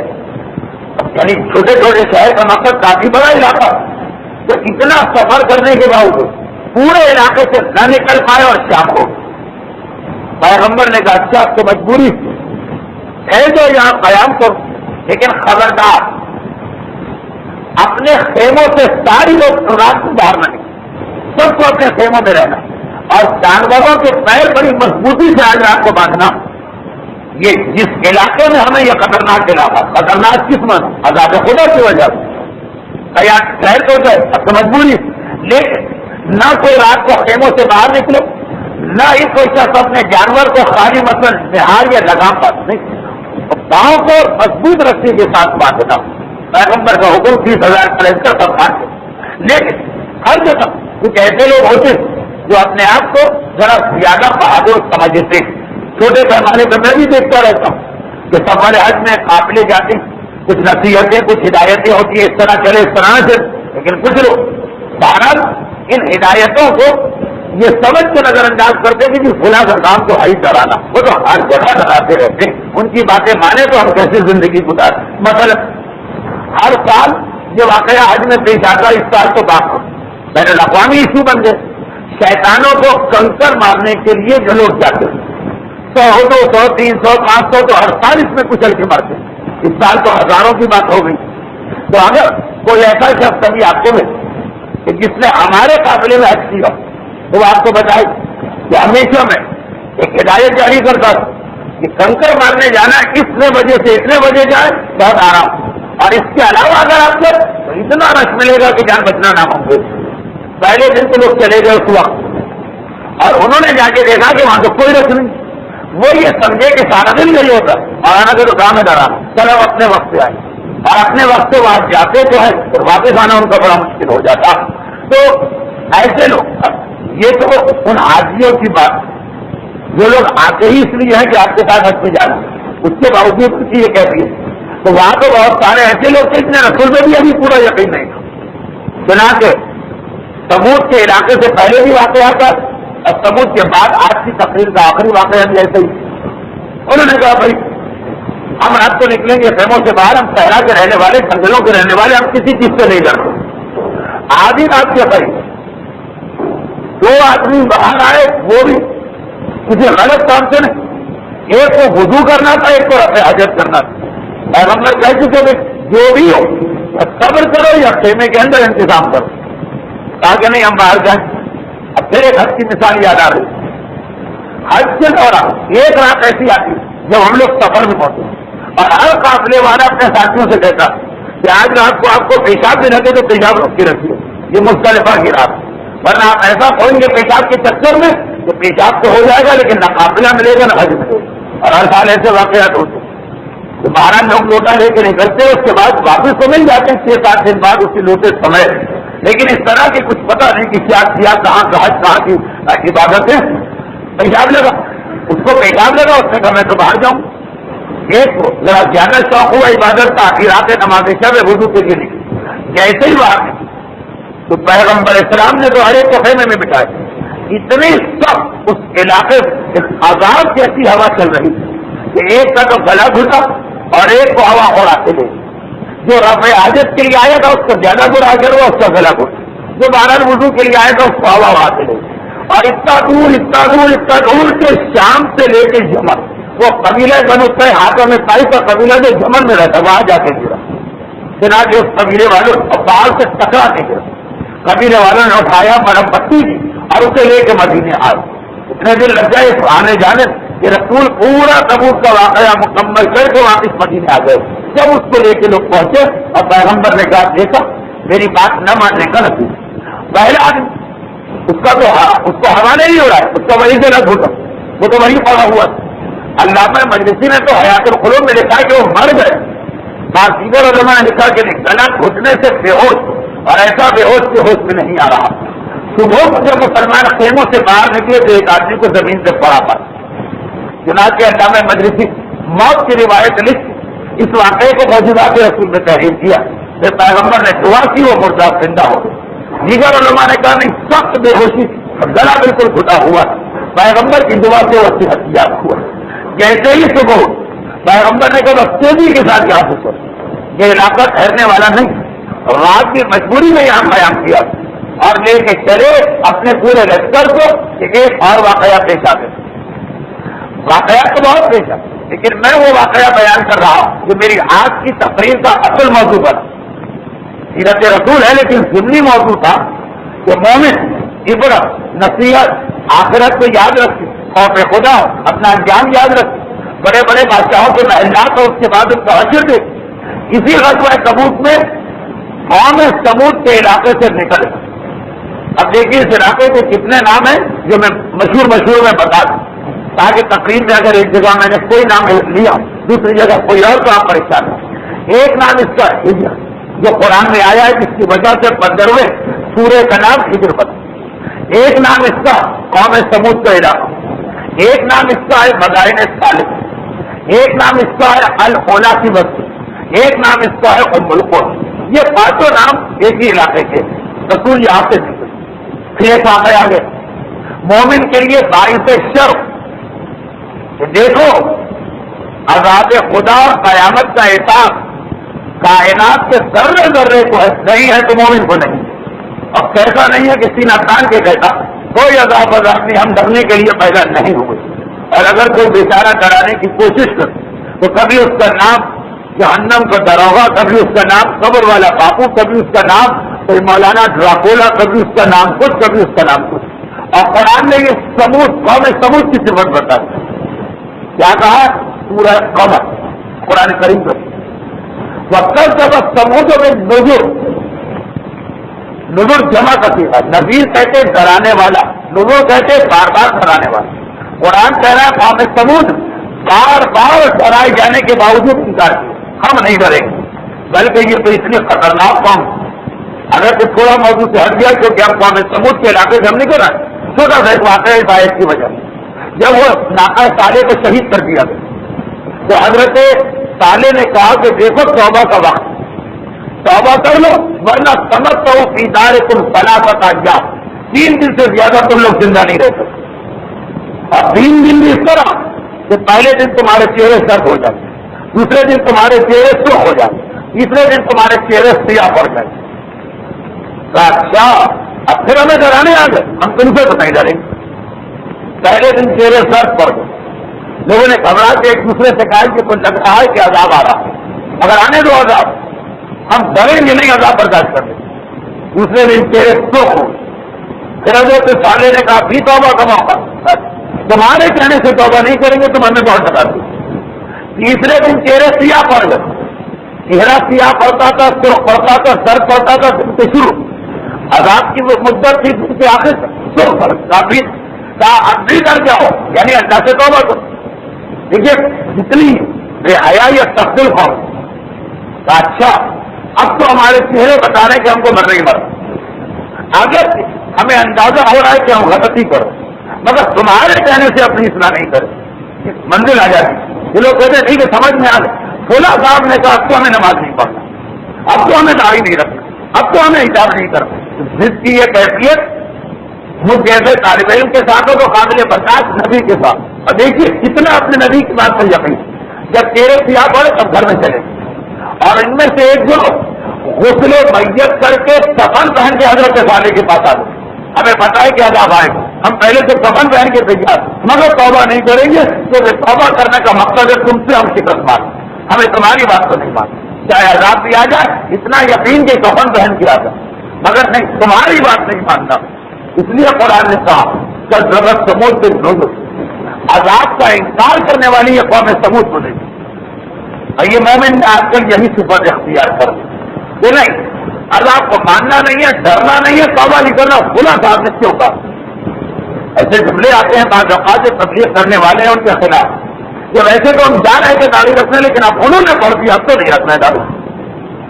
یہ تو حضرت صالح کو بھی تھا، پھر ان کا انجام کتنا برا ہو، اس قوم کا اختتام کیا ہو. وہ قوم کیسی مثال بن گئی قیامت تک کے. لیکن مثال ہے کہ نبی سے یہ طریقہ اختیار کیا، مگر بے شرم انسان، بے غیرت انسان یہ طریقہ اختیار کرتا ہے. باقی مخلوقات اللہ کا رسول اس علاقے سے باہر نکل ہجر کے یا ام القرآ، بہت ہی مختصر واقعہ. یہ واقعہ آپ نے عیسیٰ علیہ السلام کی مجلسوں میں بہت سنا ہو، مگر ہے اصل میں یہ واقعہ غزوہ تبوک کا. اور کہاں کا واقعہ؟ قوم سمود کے علاقے اور خود تبوک کے میدان کے درمیان کہیں یہ واقعہ پیش ہے. بلکہ بعض علماء نے لکھا کہ تبوک میں پہنچنے سے ایک دن پہلے، اور وہ یہ کہ قافلہ چل رہا ہے، لیکن 30,000 کا لشکر، شروع والے کو آخر والے کی خبر نہیں، آخر والے کو بیچ والے کی خبر نہیں. پیغمبر لشکر کے درمیان، لیکن دیکھا ایک مرتبہ کہ چلتے چلتے ایسا لگا جیسے آگے کا حصہ رک گیا. اب آگے کا حصہ رکتا ہے تو پورا لشکر جمع ہونے لگتا. پیغمبر اسلام نے دریافت کروایا آگے کیا ہو رہا. جاننا کہ ایک پہاڑ نظر آ رہا بڑے عجیب انداز سے کہ سارا لشکر اس سے دیکھ رہا ہے کہ یہ کیا. پیغمبر نے کہا راستہ بناؤ، میری اونٹنی آگے جائے. اس پہاڑ کے قریب پہنچ، پہاڑی سے چشمے نکلتا، یہ کوئی نئی بات نہیں. پہاڑی سے آبشاروں کا گرنا، یہ کوئی نئی بات نہیں. عجیب بات یہ کہ یہ پہاڑی سے پانی نکل رہا، لیکن سرسوں یعنی کوئی چشمے کی طرح یا آبشار کی طرح نہیں بہ رہا، قطرہ قطرہ کر کے ایک ایک قطرہ. لوگوں نے کہا اللہ کے رسول یہ عجیب پہاڑی ہم نے دیکھی، یا بالکل صوفی ہوتی ہے یا کوئی چشمہ وغیرہ بہتا، یا قطرہ قطرہ کیوں. یا حدیث آپ عیسیٰ علیہ السلام میں سنتے. پیغمبر نے کہا اس لیے کہ یہ پہاڑ سے پانی نہیں سمجھ رہا، پہاڑ رو رہا جو اس کے آنسو. اچھا آج کی جدید کہتے ہیں علم جیولوجی میں بتا چکی کہ پہاڑ بھی جاندار، وہ سانس لیتے ہیں، وہ بڑھتے ہیں، وہ سارے بہت دلچسپ بات چل موجود ہے. پیغمبر نے کہا یہ رو رہا. اب اور تعجب کی بات، پہاڑ کا رونا تو پہلی دفعہ سنا، اور اگر رو رہا ہے کیوں رو رہا. اب اور آپ روتے ہیں بیوی مر گئی، شوہر مر گیا، بچے مر گئے، کاروبار ناکام ہو گیا، صحت چلی گئی، پہاڑ کیوں رو رہا. یہی سب ہم اور آپ روتے ہیں اپنے لیے، پہاڑ کیوں رو رہا. پیغمبر نے کہا معلوم کرنا چاہتے ہو؟ سب نے کہا اللہ کے رسول پتہ چل جائے تو کیا کہنا. ڈاکٹر میں پہاڑ سے بنایا اس زبان میں بات کرتا ہوں جسے تم بھی سمجھ. اور پیغمبر نے اس پہاڑ سے کہا کہ اے پہاڑ میرے ان صحابیوں کو بتا دے کہ تو رو کیوں رہا. پہاڑ نے انسانی آواز میں کہا کہ اے اللہ کے رسول ایک دن حضرت عیسیٰ نبی میرے قریب سے گزرے. حضرت عیسیٰ ویسے فلسطین کے علاقے میں پیدا ہوئے، لیکن یہاں سے فلسطین زیادہ دور نہیں. ایک دن میرے قریب سے گزرے اور میرے نیچے رک کر ایک آیت انجیل کی پڑھی. اس آیت انجیل نے مجھے جو رولایا تو عیسیٰ سے لے کے آج تک رو رہا. یہ واقعہ 637 عیسوی کا ہے، یعنی حضرت عیسیٰ کی پیدائش کو 650 سال ہوتے ہیں اور اب تک رو رہا ہوں 650 سال. پیغمبر نے کہا اچھا یہ بتا دیں کہ وہ کون سی آیت پڑھی. انجیل کی وہی آیت پڑھی تھی جو قرآن میں بھی، ایک آیت ایسی ہے جو قرآن میں بھی انجیل میں. وَقُودُهَا النَّاسُ وَالْحِجَارَةُ آیت یہ کہ جہنم میں جو چیزیں جلائی جائیں وہ انسان ہوں گے اور پتھر ہوں گے. پہاڑ کہتا ہے کہ میں اس لیے رو رہا کہ کہیں وہ پتھر میں ہی تو نہیں ہوں جس کا تذکرہ انجیل میں آیا کہ اسے جہنم میں جلایا جائے. پیغمبر نے ہاتھ رکھا اور کہا مَعْلَن مَعْلَن یا جبر، آرام سے رہے، آرام سے رہے. پہاڑ وہ پتھر کا پہاڑ نہیں ہے، وہ گندک کا پہاڑ ہے کہ جس کا تذکرہ انجیل اور قرآن میں ہوا. تو نہیں جلے گا آتش جہنم میں اطمینان کر. اور کیسے رسول نے یہ کہا. پیغمبر اپنے صحابیوں کی جانب پہنچ دیکھو وہ پانی نظر آ رہا وہ قطرہ قطرہ بالکل اس طرح پانی بند ہو گیا جیسے کسی کے آنسو رک جاتے. یہ واقعہ اسی سفر میں پیش آیا غزوہ تبوک. اور کیا پیغام ملے کہ پہاڑ جسے یہ بھی پتا نہیں کہ جہنم میں مجھ سے کوئی عذاب آئے گا، ایک آیت سن کر عذاب کی اتنا رویا کہ 650 سال ہو پہاڑ رو رہا. انسان صاحب عقل بھی اپنے آپ کو افلاطون اور ارسطو سے کم نہیں سمجھتا. دنیا کے ہر کام کے لیے اس کے پاس سوچ و بچار، اور کبھی یہ نہیں سوچتا کہ وہ عذاب خدا اور جہنم یقیناً کوئی ایسی چیز کہ پہاڑ تک اس کا رو رہا. اور ہم تو اپنے اعمال کے اعتبار سے بھی مکلف، پہاڑ مکلف نہیں ہوتا. پہاڑ پر تکلیف شرعی نہیں آئی، باہر کے لیے کوئی واجبات اور حرام نہیں ہے، پھر بھی رو رہا ہوں، فقط اتنی خبر تھا کہ کوئی جہنم میں چلے گا، اس نے سوچا وہ کوئی میں کیوں نہ ہوں۔ اور جن کے بارے میں خبر آ گئی ہے کہ بے نمازی جہنم میں چلے، کہا میں بے نمازی ہوں لیکن یہ حدیث میرے لیے نہیں۔ جن کے بارے میں حدیث آ گئی ہے کہ روزہ خور جہنم میں چلے گا، کہا ہم روزہ نہیں رکھتے مگر ہمیں پتا حدیث ہمارے لیے نہیں۔ خبر آ گئی ہے کہ جو حقوق مالی اس میں زکات و خمس کو روکتا وہ جہنم میں چلے گا، کہا ہم بھی روکتے ہیں لیکن ہم نہیں روکتے۔ وہ پہاڑ کی یاد کہ پتا ہے کہ میں کوئی گناہ نہیں کرتا، کوئی ایک جہنم میں چلے گا تو ڈر گیا کہ میں نہ ہوں۔ اور ہم نے وہ ساری حدیث سے سن لی جو ایسا لگ رہا کہ ہمارے ہی لیے رسول نے سنائی، اور ہم نے کہا لیکن ہم بولیں۔ اچھا آپ دیکھیے، معصوم کا عمل ہمارے مطابق ہے یا پہاڑ کے مطابق؟ یہ غلط میں نے جملہ دیا۔ معصوم کے عمل سے پہاڑ چل رہا ہے کہ ہم چل رہے ہیں؟ ہر سال 8 ربیع الاول اور 10 ربیع الثانی جب ہمارے امام زمانہ کے والد امام حسن عسکری علیہ الصلوۃ والسلام کی ولادت کے ساتھ سب سے بتائے اس کے بعد جب کبھی ہمارے زمانے کے امام کے والد کی ولادت شہادت کی محفل یا مجلس ایک واقعہ ضرور پڑھا جاتا تھا کہ محلول تانا کامرہ کی گلیوں میں چھوٹے سے بچے گرو تھے، اور جب یہی سوال کہ آپ کیوں رو رہے ہیں تو کہا کہ میں عذاب آخرت میں جہنم سے رو رہا ہوں، اور یہی کہا کہ آپ تو ابھی اتنے چھوٹے ہیں کہ آپ پر کوئی کسی قسم کا حکم شرعی آیا ہی پہلے تو نہیں پتا کہ یہ امام تو امام یہ جواب نہیں دیا کہ میں معصوم ہوں اور اس لیے نہیں، کیا کہا کہ میں نے اپنی مادر ایک گرامی کو دیکھا کہ بڑی لکڑیوں کو چولہے میں ڈالتی ہیں وہ آپ نہیں پکڑتی تو چھوٹی لکڑیوں کو جلا کے ان کے ساتھ رکھ دیتی، میں ڈرتا ہوں کہ کہیں بڑی جہنم کی لگت میں بات۔ امام جو معصوم بھی ہے اور امام جو ابھی دنیاوی اعتبار سے نابالغ بھی، یہ دونوں چیزیں جمع ہو گئی، اس کے باوجود اتنا خوف کہ بعض اوقات یہ خوف تو ہی نہیں امام لگنے لگتا اگر خود امام کا روئے ہو پہاڑ رویا اس یقین کے باوجود کہ میں وہ نہیں ہوں 1% چانس، اور ہم 99% کے دیکھ کر سوائے اس کے کہ اللہ کی رحمت ہو یا شفاعت کے دائرے میں آ جائے 99% وہ ساری ابھی سے ہم پر، اور ہم ہے کہ اس میں بے خوف خوب رہے، جبکہ بار بار خصوصاً آج کے واقعات میں آپ نے سنا کہ طرح نصیحت اور جو عذاب سے محفوظ ہے اسے بھی رونا، لیکن زیادہ سے زیادہ ہم یہی کہیں گے کہ ہم اس لیے بے خوف ہے کہ ہم پر عذاب نہیں آئے۔ اچھا کیوں نہیں آئے؟ یا چلے ہمارا عقیدہ کے شفاعت کی وجہ سے عذاب نہیں آئے، یا ہمارا عمل کہ ہم سارے دین پہ عمل کرو، لیکن دونوں صورتوں 11ویں امام نے رو کے بتا دیا کہ عذاب خدا سے صرف وہ نہ ڈرے کہ جو یہ سمجھ رہا ہے کہ مجھ پہ یقینی عذاب آ رہا ہے، وہ بھی ڈرے جسے پتا ہے کہ مجھ پہ عذاب نہیں آئے۔ یعنی عقیدے کی وجہ سے صحیح، اگر کہ یہ عقیدہ ہے کیا یہ غلط بات ہے، یعنی عمل کی وجہ سے صحیح ہمیں اطمینان ہو گیا عذاب کے حقدار، اگر کیا عذاب سے صرف وہ ڈرتا ہے کہ جو حقدار ہوتا ہے، جتنا زیادہ معصوم ہے اتنا زیادہ وہ زیادہ گھبراتا ہے۔ ہم معصوم کے ماننے والے، ہم گناہ کر کے کیا کریں؟ پیغام امام کو یہ ہے کہ متقی بن کے بھی کرو، اس لیے کہ تمہارے امام نے یہ بتایا الہی عاملنی بفضلک ولا تعاملنی بعدلک، صحیح بھائی کامل، اے خدا اپنے عدل سے میرا معاملہ نہ کرنا، اپنے فضل اور رحمت سے میرا معاملہ کرنا۔ جتنا مقام بلند ہوتا اتنا خوف زیادہ پیدا ہوتا، خوف خالی گناہ کی وجہ سے نہیں پیدا ہوتا، خوف اللہ کی عظمت کو محسوس کر کے بھی پیدا ہوتا۔ یہی وجہ کہ ہم اور آپ کے انہیں پیسے میں الجھے ہوئے کہ کیا بحث کے شیعہ ہم پر کوئی چیز واجب اور حرام ہے؟ کیا شفاعت معصومین کے بعد ہمیں کسی اسلام کی پابندی کی ضرورت ہے؟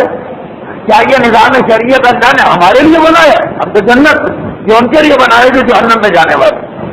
یعنی اب تو ہم اسی بحثوں میں الجھے ہوئے۔ اور یہ کہ کیا یہ بچی ابھی تک 12 ہی سال کی ہے، اس کو روزے رکھوائے، یہ تو بہت چھوٹی، اور یہ تو ابھی 10 سال کی ہوئی ہے، کیا اس کو بھی پردہ کروائے؟ ہم تو انہیں ساری بحثوں میں 10 لاکھ کا مکان خریدا ہے، 15 لاکھ کا خریدنا کیا پھر بھی حج سے چلے جائے؟ ابھی تو بیٹے کو پڑھنے کے لیے امریکہ بھیجوانا ہے اور بیٹی کو اتنا جہیز دینا، ہم تو حتیٰ یہ کہ نوبت یہاں تک آ جاتی ہے۔ یہ میں سچی بات کہہ رہا ہوں کہ مثال بنا نہیں رہا ہوں۔ ایک مرد بزرگ 45-50 سال آپ روزہ کیوں نہیں رکھتے؟ بات میں بات نکل یا کہہ دیتے کہ جی ہم تو ہیں جنت ہم جو روزہ رکھتے، یا کہہ دیتے جی بیمار ہیں، یا کہہ دیتے جی ہمیں پتہ نہیں روزہ، کبھی ہماری روزہ کشائی ہمارے والدین نے نہیں کی اور وہ انتقال کر چکی، نہ وہ کبھی ہم روزہ کشائی کریں گے قبر سے آ کے نہ ہم روزہ رکھ پائیں گے۔ اب دیکھیے ہم اور آپ شریعت کا ایسا تمکر اور مذاق اڑانے میں لگے، مگر جن کی حوصلے ہے سوا ان کو مشکل ہے والی کہتی ہے کہ وہاں اگر کرتے کا دامن جل گیا اس ننھی بچی جس کا نام تھا سکینہ، میں یہ مثال بہت پیش کرتا ہوں مگر یہی بتانے کے کہ واقعان جو ہر اعتبار سے شریعت کی قید سے آزاد وہ سکینہ 3 سال کی عمر کیا ہوتی، احکام شریعت مستحب بھی نہیں، استحباب کے لیے بھی کم از کم 5 یا 6 سال کی عمر آتی ہے، اگر اللہ نے پابندی شریعت کہ جب حمید ابن مسلم نے یہ دیکھا کہ یہ بچی اتنی غمگینی ہے کہ جب آخری خیمے سے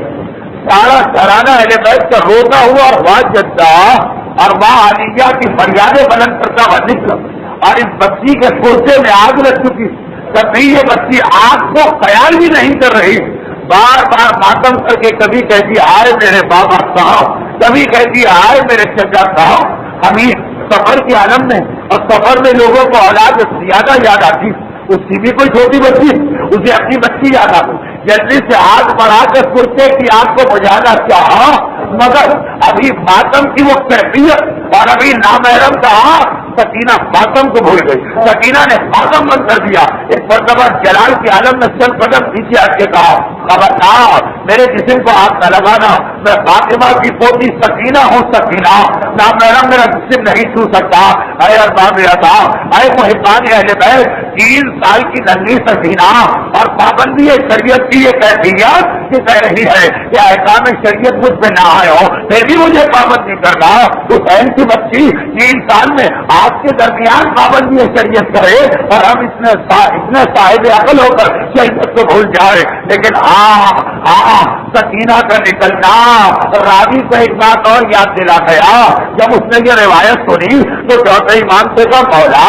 سکینہ شہزادی سکینہ کرتے میں آگ لگ گئی اور اس وقت کسی اور نے آ کے مدد نہ کی، باقی سارے بچے کہاں تھے؟ آج میرا مولا سجاد ایک مرتبہ کہا سوال کرنے والے تو نے سوال تو کر لیا ہے مگر کیا یہ معلوم کیا ہے کربلا میں ہمارے گھر پہ کیا گزری تھی؟ ارے جب آخری خیمے سے سب لوگ نکلے تو حالت یہ تھی، یہ کہہ کے امام نے تصویر دکھائی، اگر یہ تصویر ٹوٹ جائے تو جس طرح گانے بکھر جاتے ہیں آخری خیمے سے نکل کے محمد کی اولاد علی کی اولاد اس طرح میدان کربلا میں بکھر کے رہ گئی۔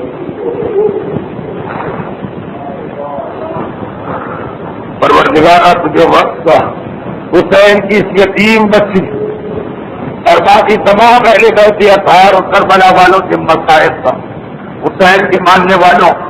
خصوصاً اس مجلس میں موجود ان مومنین ہمارے ملک اور شہر کے موجودہ حالات، ان کے اموال، ان کی جان، ان کی ناموس، ان کی اولادوں سمیت دشمنوں کے ہر قسم کے شر سے محفوظ فرما۔ میدان کربلا کے ان لاشوں کا واسطہ ہمارے جملہ مرحومین خصوصاً جن کے لیے آج کا سال ثواب ہے اعلیٰ علین میں جوار معصومین سے ملاقات اور پروردگار ان تمام مظالم کے انتقام کے لیے اپنی آخری حجت امام زمانہ کے ظہور میں تعجیل فرما۔ التماس ہے سال ثواب کے لیے سورہ فاتحہ کی مرحومہ فاطمہ بائی بنت حاجی نانجی اور مرحومہ زہرا بائی بنت حسن علی والدی کے لیے۔ بسم اللہ الرحمن الرحیم، الحمد للہ رب العالمین الرحمن الرحیم مالک یوم الدین، ایاک نعبد و ایاک نستعین، اهدنا الصراط المستقیم صراط الذین انعمت علیہم غیر المغضوب علیہم ولا الضالین۔ اور جملہ مومنین اور مومنات خصوصاً تمام مرحوم ذاکرین اور خطبہ علماء اور مجتہدین اور مراجع امام امت امام خمینی اور مرحوم آیت اللہ تمام شہدائے دین و ایمان خصوصاً شہید قائد حجت الاسلام سید عارف حسین الحسین حالیہ واقعات اور سلجھ بازار کے واقعات کے شہدا اور خصوصاً جن مرحوم کے لیے خصوصی التماس کا سال ثواب مرحوم جعفر علی کیمراج کے سورہ فاتحہ ہو۔ بسم اللہ الرحمن الرحیم، الحمد للہ رب العالمین الرحمن الرحیم مالک یوم الدین، ایاک نعبد و ایاک نستعین، اهدنا الصراط صراط الذين أنعمت عليهم غير المغضوب عليهم ولا الضالين. ربنا تقبل منا إنك أنت السميع العليم